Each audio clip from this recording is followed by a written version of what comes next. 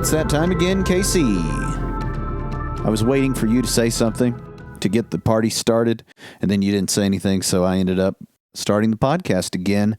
What podcast is that? 40K Fanatics, folks. How you doing? What do we do here? We talk about 40K, the game, the hobby, the paint, the social media content. We talk about everything in the 40K universe and some of the other stuff around it. Last week, we talked about the video games. We did a Warhammer Skulls reaction, and you guys didn't care about that at all. I'm so shocked. I'm kind of not shocked. When I walked in, I mentioned that to you, that nobody had watched it, at least on YouTube. We haven't been keeping that much track about the Spotify. I imagine it's normal. It seems like the Spotify and the podcast app folks are pretty steady, and you guys are always growing, and we're happy to have you. The YouTube, though, there's always potential for a pop, right? A little pop action. But we do, in case you want to go and check out the last podcast about the Warhammer Skulls and the video games and our thoughts about them, I do have one correction to make. The homie Austin said that he could not get to sleep at night. He tossed and turned and thrashed in his sheets because I said that Mechanicus was a 4X strategy game. It turns out it is not. It and Mechanicus 2 are both turn-based tactical strategy games like XCOM, which I feel like... Which is why I don't like it. I mean, I like XCOM, but I feel like that there are a lot of XCOM clones with 40K dressing. Chaos Gate is an XCOM. All the combat in Rogue Trader is XCOM. Apparently, Mechanicus and the other Mechanicus is XCOM. I think there was one other in there that was an XCOM. Man, I suppose it's a good time to like XCOM if you like XCOM.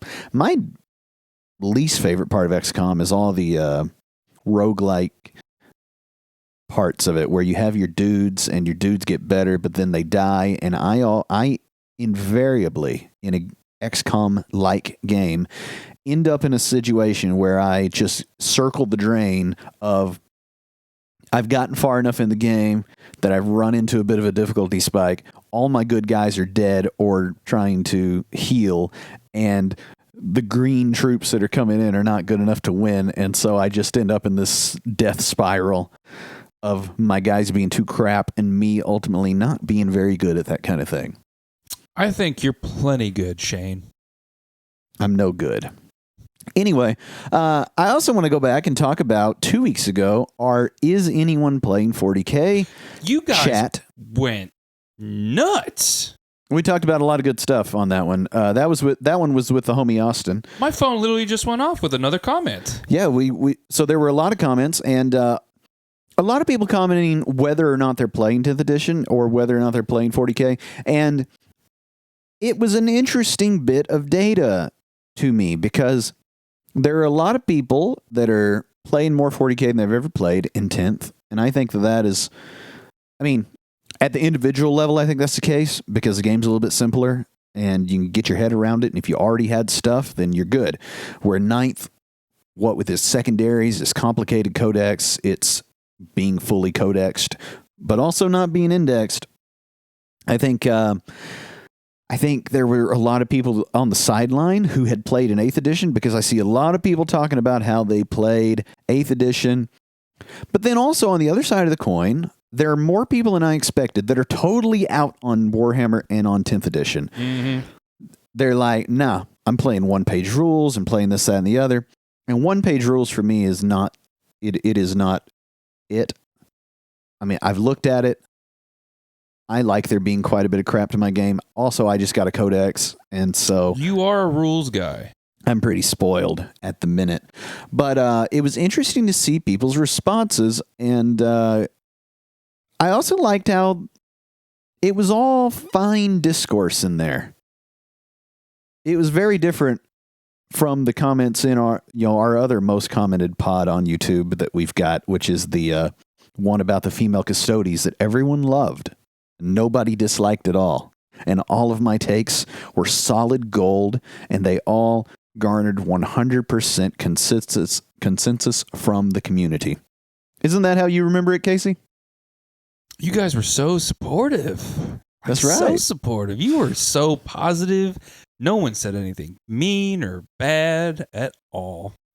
What I did not get a good sense of is I'm curious, the people that aren't playing 10th edition, why is that? And I've got a topic for a pod that you tried to shoot down because you didn't think there was enough to it, but I'll give you guys a little teaser. We may do it next week unless there's something pressing that we need to talk about that comes out in the 40K community.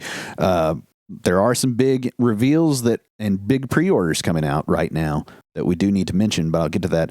But my point is, there's still so many people actively playing Dungeons and Dragons version 3.5. Really? So many people. Whole groups. They tried recently to put out a brand new Dungeons and Dragons, and everybody was like, no, we don't want it. There was other drama that happened, but the big takeaway was everybody was like, no, we're happy with this. Could you please let us have more of this? And they kind of, in a roundabout way, the Dungeons and Dragons people, the Wizard of the Coast people, the Magic the Gathering people said, sure. If you guys just want to keep buying that stuff, I guess we'll just keep making that stuff. And it seems to like the can has just been kicked down the road. Now, why is it that we don't just play 8th edition 40K in mass? I've got questions, I've got thoughts, but that is for another time. Moving on to a little bit of news that you guys, if maybe we're the only place you get news, first of all, that's kind of a bad idea. I suggest you go check out Warcom because that's where we get all our stuff from Warhammer community.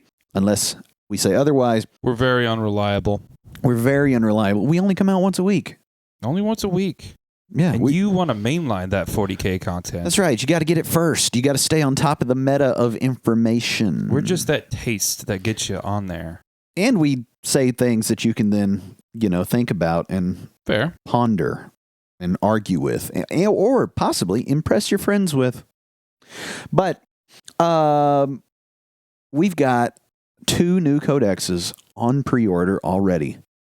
And I'm not understanding what's happening here. Okay, so the ones that are coming out is Gene Stiller Cult. Yes. And Sisters of Battle.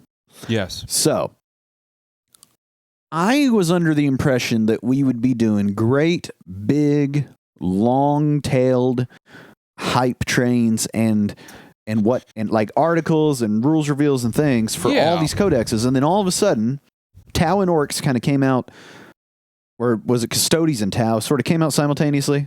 Yeah. And then these 2 were kind of coming out simultaneously? Yeah. Is it because these are going to be some thin books?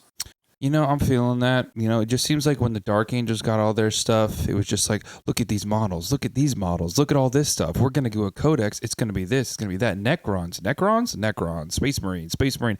And then finally months later, codex.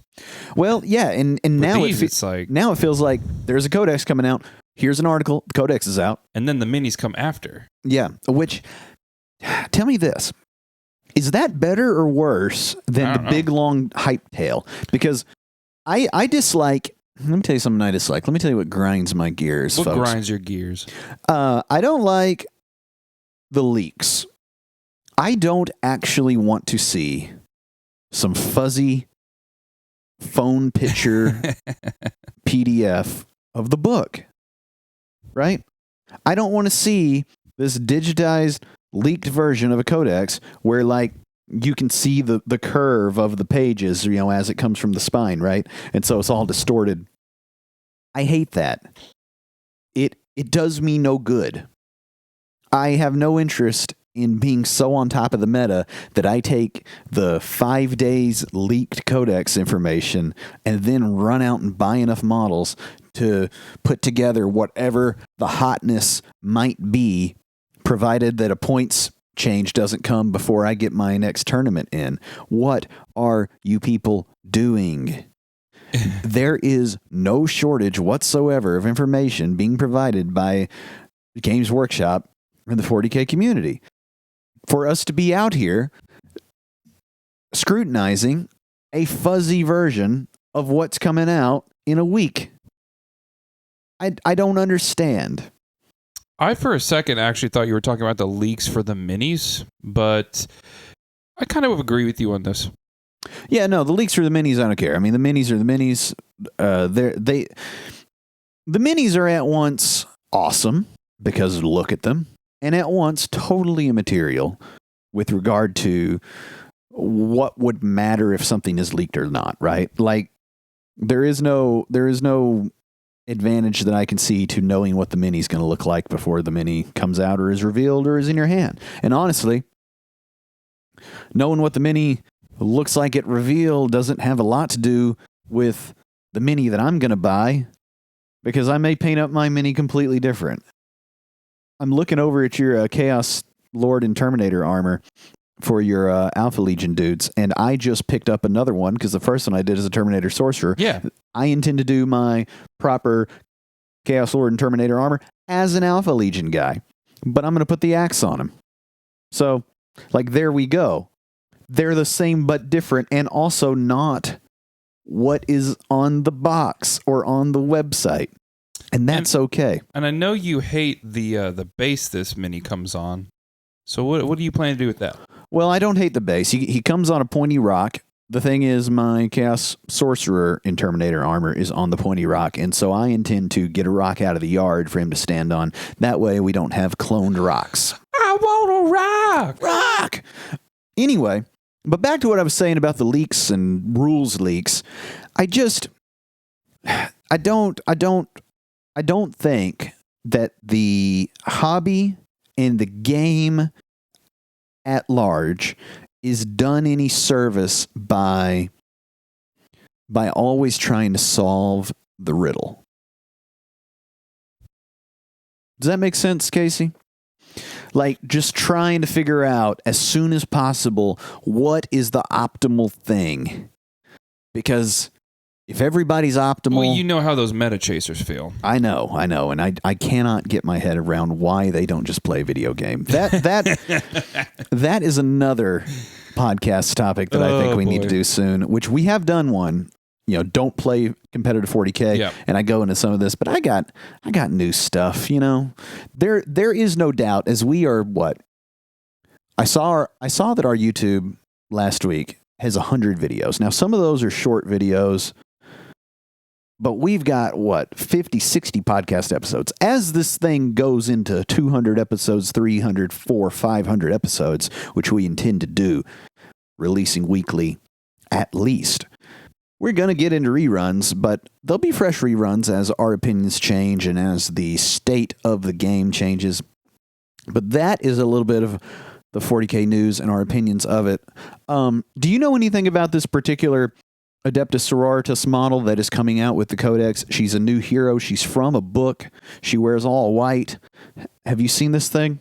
Dude, that mini looks so dope. The first thing I did when I saw that thing was look right at my wife and be like, look at this bad Mamma Jamma right here. She looks awesome, because I want to get that mini, and I don't even play Adeptus Sororitas, and I think it's a really dope looking mini. And the fact that they're coming out with another book is, it's even cooler. Yeah, so I don't know anything about her. Have you read the book that she's from? Because she's already in a book, right? I'm not sure. I think this is a new book. I've never heard of Jude Reed. I don't know. I did not read very closely. How tall is that mini, though? I don't know. It looks incredible, though. Yeah. I like... Here's what I like, okay? At the base of a dreadnought. I was just having a spirited debate about the female custodes with the homie in the game store. Oh, you don't say. And he was totally reasonable in our discussion and whatnot. It was exactly like I said in that podcast that you guys ought to go check out. Go ahead and add to the dumpster fire of a comment section that is, if you would please. But he was in the camp of I just wish they had done it better, and why didn't they come out with a book and, you know, make the lore, basically just reinforce the lore reasons for it, which I quibble with. But I like how the new chick, the new battle sister, they're like, here's a new character, and also here's an entire novel. Eat it. Well, to be fair, this female mini is from a faction that is already female and doesn't shake the meta or the lore in any way. I just like how they've taken their time with it. I just like how she's been given. But I guarantee I like how there's she's gonna been given all the shine. There's going to be a neckbeard in the comments still coming at this thing. I guarantee you. It's like, oh yeah, more female miniatures in my favorite hobby that I've been playing since 1979. I'm here for them. Bro, come on. I'm here for them. I think that's all the news we've got. Yeah. I can't wait to see what the GSE got for us, you know? Oh, yeah, and Gene Stiller Cult's coming out, too. Yeah. The minis look great. I think there's I think I saw that there's some sort of thing they're doing where you're going to be able to add some Astra Militarum tanks to your thing, which would be kind of cool. Yeah, they're updating the Brood Brothers pack, which is something they've had for like a very long time. Old school Astra Militarum, and so they're a little, what's the word we used to use for that? Caricature-y, right? They were very caricature-y, you know, big hands. Yeah. Big heads. Well, let's open up the bits box and talk about what we've done in the hobby this week. You've been busy with more commission painting. This is my weekly reminder that I too paint, you bunch of suckers. And I like money too, but... I painted up 10 Chaos Chosen within a weekend for a guy in our local community so he could have them ready for a tournament coming up on Friday. It's pretty dang good, but I hate Battle Ready. Man, I hate Battle Ready. Yeah, you showed me one, and these are the plainest miniatures that I've seen you paint probably in my entire time of knowing you. No shades, no highlights, nothing. And part of that is for speed, but also he wants them that way. I mean, because honestly, a highlight pass would not take you very long. Fair. But he wants them that way to match the rest of his stuff that he's taking. Yes. Yeah. Just quick and dirty. Yeah, which I get too. You know, I mean, I want all my guys to match, but also, I tell you an interesting thing in my painting lately, especially with Chaos Space Marines that I love, and I've been loving my new codex. We're going to talk about that. We do need to talk about it when we get to our main topic. We'll talk about that. But it was my first box of miniatures. And at the time, the girlfriend at the time was painting them, and I was sort of assisting. And then I started to paint them. So we had this mix of her first paint jobs with and without my help, then my first paint jobs with and without her help. And the first thing you said when you saw mine was, and then we keep going. And now it's just my paint jobs, and then there's been like my increased ability throughout. But what I find every time I get a new Chaos Space Marine mini to paint, I want it to sit in the group with the rest and not look like it stepped out of the wall. And so I've been finding myself painting these new guys like and picking my spots where my effort is going to be and trying to be subtle to hide how the paint job is quite a bit better, but also stylistically fits with the rest of them. And I just wonder, let me know in the comments if that's something that you guys have ever encountered, because it must be. That is a struggle. I mean, let me look. You look at mine, and I've got all these orcs, and they're all painted yellow. But then you look at real close, and then you're like, oh, these are like 4 different shades of yellow. I mean, what was that thing you said about my Death Killer War Trike? Yeah, it's not that to me. To me, your orcs are a great example of this. I wasn't even thinking about that when I brought it up, but you've got orcs that are green with some Nuln Oil on them, and there are whole squads of boys like that. Yep. And they look dark, and they look traditional guy who's never painted orky. And then you've got my Snickrot. Boss Snickrot. Yeah. Who is highlighted up, bright as he can be. He's super detailed. He's got beautiful lenses on stuff and everything in between. Yeah. So if you were blindfolded and picked up a mini, and that was the only one that someone saw, they'd think this guy can't paint. But then they could reach again and say, "Oh, this guy's great." Yeah.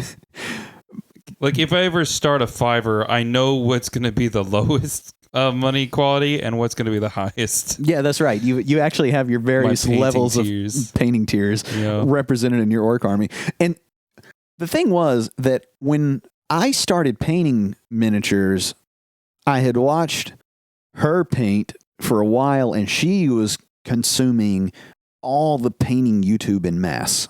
And so I was watching that too. Really? So by the time I started painting, I got to skip a lot of those like first mini, what do we call them? Train wrecks. Yeah. So I think it's a little bit easier for me to get my Chaos Space Marines to match. And also, black armor with gold trim is kind of just black armor with gold trim. Your guys have a lot of shoulders and backs showing in big green faces. Which, someday I imagine you'll run through there with some light green on those dark boys, and that will just, there they'll be. They'll look great. No. But get in the comments and let us know if that's anything that you've come across of trying to keep your early minis making some kind of sense with your later minis in one army. That was your chunk of the bits box. And I think you told it. I think it did. You told it for me. Yeah. Yeah. Yeah. I've not done much. I've been working on my bolt action dudes. Yeah. We posted a really good picture last week of 9 of my guys, which is one little unit in the Band of Brothers starter box. These are the American paratroopers, and they were in their Green Army Man stage. Well, where they had been prime black, zenithal white, green, and then what I did. I haven't had a lot of time to paint lately, but I grabbed 4 of them and said, I'm going to finish 4 of them. How niche is that? Some middle-aged white guy who's really into U.S. military history and World War II? Not niche in the least. Very, very popular.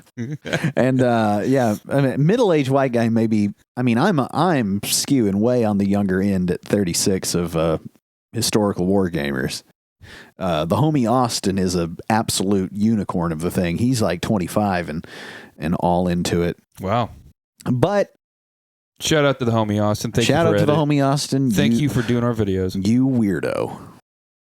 You dwarf gnome weirdo.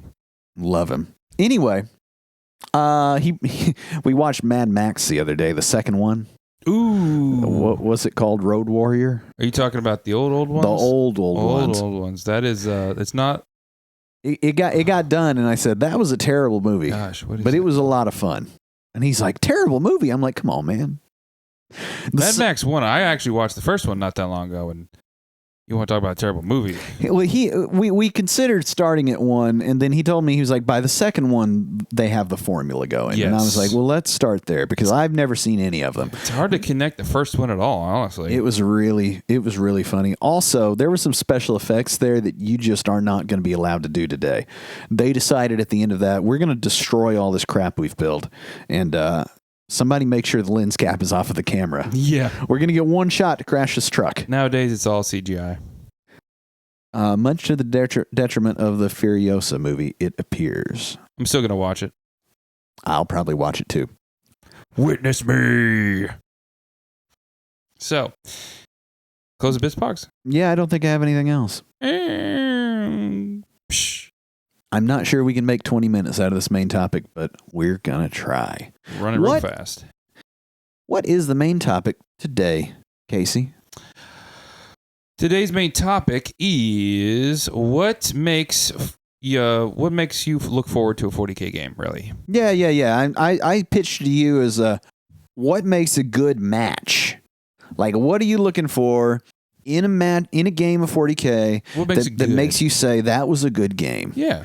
And what brought this up is I had an absolutely excellent one last weekend against the homie Harold. I don't know if he listens or not, but ooh, love that dude. Yeah, I love that dude. We had the most fun game. Shout out to the homie Harold. In our league match, round 3 of the league, your boy has managed to win 2 out of 3, which I was not expecting to happen. Did you fight his knights? I fought his Imperial Knights. What? Yes. So I will be referencing what happened in this game a little bit as we go through the list, because we're going to do this in the form of a top 5 list. Number 5 for me, crazy dice rolls. Oh, you like some randomness? Yeah, I play orcs, so yeah, I love some randomness. Watching those rolls, even when they're bad, I still love a crazy dice roll. Like I don't know, it's something appealing to me when my orc who has a 5+ on his shooting with a slugga, which is strength 4, takes down your defiler, which is toughness like 13, and just one random die gets through there and just gets it. Yeah, we had 2 of those in our game. Yes. One. Okay, so the homie Harold is playing Imperial Knights. He's got 2 giant knights and he's got like 6 of the little armigers, right? And then he had some little units of 5 dudes that ran around and tried to stand on objectives, and a couple of assassin or what are they? Imperial agents? Imperial agents? Yeah. Are you talking about Inquisitors or are you talking about the assassins? They were the assassins. The assassins. Are all 4 of them assassins? There are several assassins. Because he had one with a sniper rifle and one with something else. Yes. Okay. So yes. But anyway, man, we killed them boys fast. They didn't last long. They're really just action monkeys mostly. Let me tell you. Cool models though. Yeah, we ran over there and dealt with them. But he shot his super duper crazy gun at my defiler at one point, and he was like AP 17 or whatever. Oh my gosh. And I said, in the way the Tabletop Tactics Chaos Lord Beard says, Damon save, and I rolled a 6 and a 5. I haven't heard someone say that in a long time. And I rolled a 6 and a 5, so all the 20 some odd damage that he was set to do did nothing whatsoever, and that caused him problems. Later in the game, he would fire similarly at my new Vindicator tank that I've been using, which was doing work, and he rolled a 1 to hit, which he hits on 2s, and he's Imperial Knight, so he gets a reroll. So he rolled it again, and it was also a 1. And so we kept it moving. So I like that for a number. Yeah, I like that for a number 5. Crazy dice rolls. I missed a charge once, and that was it. Oh, man. Otherwise, it was working pretty good for you, boy. My number 5, and our lists are a little bit different. Yours, I mean, I guess they are. I don't know. But these are the things that make a good match for me. Number 5, rules familiarity. I like it when you know your rules real good, real quick, and I know my rules real good, real quick. Organized. Yeah, just because the game runs so smooth and you have a little bit more fun. I like it when you don't have to look up stuff about your army. It's less stressful. Yeah, it's less stressful, and you can play the game more, and the things you end up looking up are like edge cases. So, for instance, I had him surrounded at one point, and he tried to fall back. And I said, hold on. You got to take a desperate breakout if you want to fall back through me. And he was like, I'm a walker. I said, I didn't know walkers let you do that, but they do. So I'm like, all right. I said, I only brought it up because it hardly ever comes up. That's fair. And it hadn't come up, it turned out. But that's one of those places where if everybody knows how their army is working, then you can spend a lot less time worrying about, what are my guys, what's my normal infantryman's toughness? You just know that. Yeah. What's the ability of my once per battle guy that I need to keep in mind? You don't have to worry about that. So we had a lot of fun that way because Imperial Knights is the only army he's got. Chaos Space Marines is the only army I got. There were not many questions being asked of ourselves. Number 4 for me would be Hail Marys. Oh, explain a Hail Mary. What do you mean by that? Hail Mary is when you go for it. You're up against the wall. They're coming at you hard, and you just throw a long bomb pass in the hopes that you get that last possible point to win you the game. Now, when I am talking about 40K, though, I'm talking about long bomb charges. I'm talking about fight phases that you don't think are going to go well, but you risk it just because you want to see if you can get it. This does sound like an orc player talking. Yes, I love that spike. The reason I added this was because twice during the last tournament of doubles I played, my partner threw their Neurolictor into like mobs of Space Marines in an attempt because of the precision keyword to kill the characters. And on the very last possible die rolls, I stepped away so I wouldn't jinx them.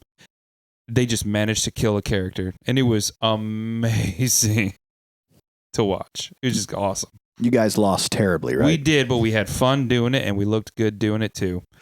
That's good. My number 4 is nip and tuck. All right? What? What do I mean by nip and tuck?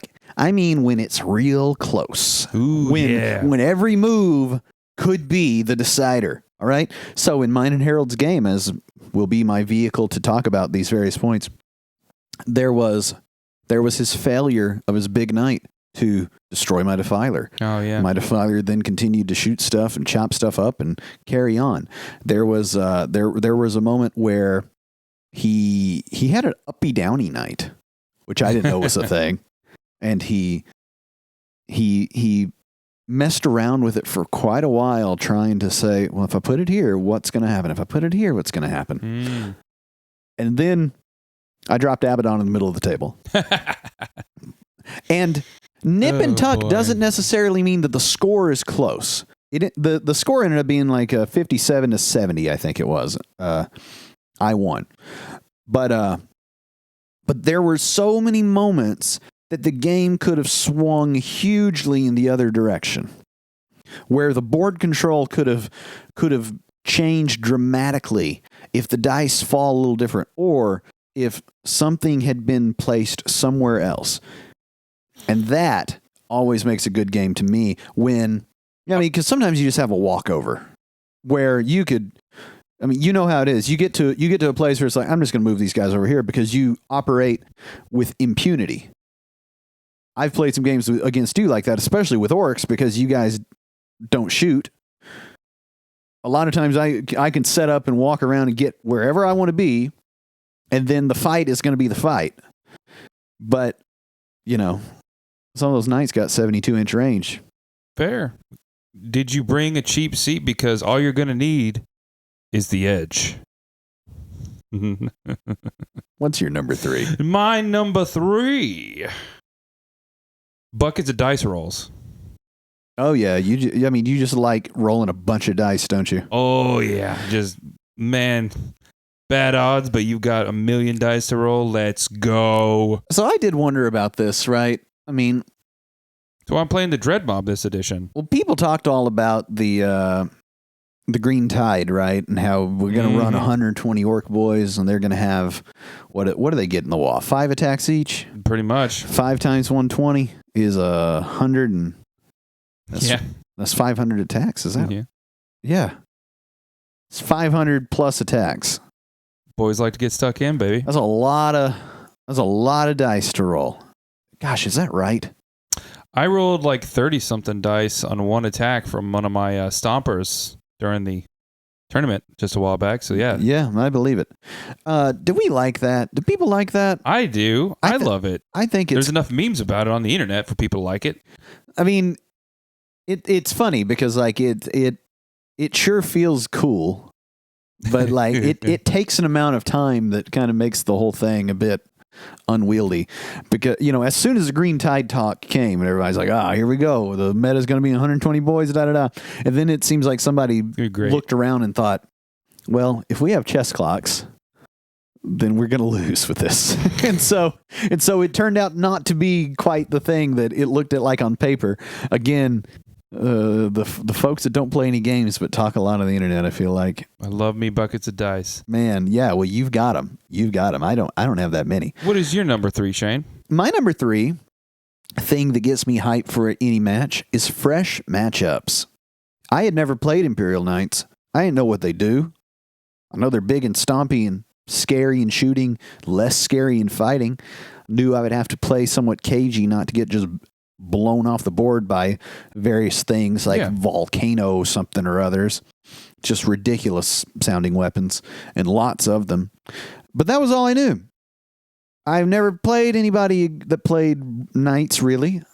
And it was neat watching him try to manage the low model count, which ultimately ended up being his downfall. And I was a fresh matchup to Harold because so many people, at least in our local meta, like to play like skewless, right? So whatever the hotness is, they'll bring 3 of the hotness. And, Love the hotness. And they bring a lot of tanks, so it's a lot of tanks and it's a lot of hotness. And so you kind of always know what you're going to get. And then I rocked up with my Chaos Space Marines, which is Harkin and 10 Raptors and Abaddon and some Terminators, but only 5 of them. And then a Chaos Lord and some dudes in a Rhino and some Chosen and a Master Possession and then some Demon Engines, but not like straight up tanks, right? And it was just very gadgety the way that I was able to run around, do different stuff, and kind of Swiss Army knife the situation, where he's used to, you've got 5 big tanks and hardly anything else, and I'm going to bang, blow your tank up, bang, blow your tank up, Burt these guys off the board. Now, that's not what was happening to these boys, son. There was demon saves and Abaddon giving auras and all this mess. And before he knew it, it was chaos. It was chaos indeed. I played the detachment. We talked about how we would mention some of my new codex and what I think about it. I'm playing the evil Oath of Moment, basically, where I decide who my focus of hatred is at the beginning. And I hate that guy. I really like that. All right, my command phase, who do I hate? That dude. And I set my token down by him, and he is marked for reroll hits, which is really nice. Because it's not just, it's reroll hits for everybody. So that means the tanks, the Forge Fiends, the everybody reroll hits, which is nice. My number 2, I think you can see this coming. The charge phase. Man, do I love a good charge phase. So you love any match of 40K, no matter how it's going, as long as you get some charge phases? Is that what you're telling me? Dude, I'm telling you, even... Charge/fight. Come on. You love your Abaddon and you love your Harkin, but how awesome is it when they finally get stuck in and Harkin throws his spear and just smacks 10 dudes off the board? It is, honestly. You know what? It's awesome. You know what? Heroes doing hero stuff. You know what? I'm not willing to adjust my list. I had no OLIs. You didn't have any OLIs that I know of. But man, that is a good one. Yeah, that is a good one because all my Chaos Space Marines are really just trying to fight you face to face. I've started taking a dude with a rocket launcher. There you go. In my group of 5 dudes, right? So it's 4 melee weapons and a guy with a rocket launcher. And then when it comes fight time, he punches you. He's also the first one I kill if I need to kill some because he isn't that important. It's not about him. I like how with the firing deck from the thing, he can fire a rocket out the top of that. That's cool. What is your number 2, Shane? My number 2, though, vibes, bro. It's all about the vibes. What do we mean by vibes? I mean, I like playing with the homie Austin. Because he's the homie Austin. I like playing with the homie Casey because he's the homie Casey. I like playing the Craig insert season invitational over at his house in his yard, right? It's all about the vibes. Are we drinking? Maybe. Are we having cold soda? Maybe. Are we at my house for the Shane invitational? Could be. Could be. It's about the vibes. That's my number 2. I really like it when you're vibing with whoever you're playing with. You guys are there for the same thing. Having a good time. So here's the thing, right? Let me expand on this vibes talk. Because what we're talking about is not just somebody you like, but you're playing a match because sometimes the vibes are good with somebody you don't know. And the way that they tend to be good is when the social contract between the 2 players is agreed upon, even if it's not stated. But me and Harold were there for a league game, which is theoretically quite competitive. Somebody had even set up all the terrain exactly like it says in those terrain layouts, which I am so tired of. But there was hardly any instance where it got like, hey, come on now. Nobody ever had to be that guy. There was one instance where he was trying to walk his big O knight all the way around a building to then set up a charge. And he did end up having to measure from all 4 corners of the giant pie plate. But that's what we agreed to as we're playing a really competitive it's the game. vibe. Yeah, it's the vibe. No muss, no fuss. But the other thing too was, like, he could probably tell that I'm not the most serious player on the planet. And so he wasn't the most serious player on the planet. Yeah. You know, we're measuring out 6. It's like, bang, there's 6. This guy's moving 4. Bah. Right?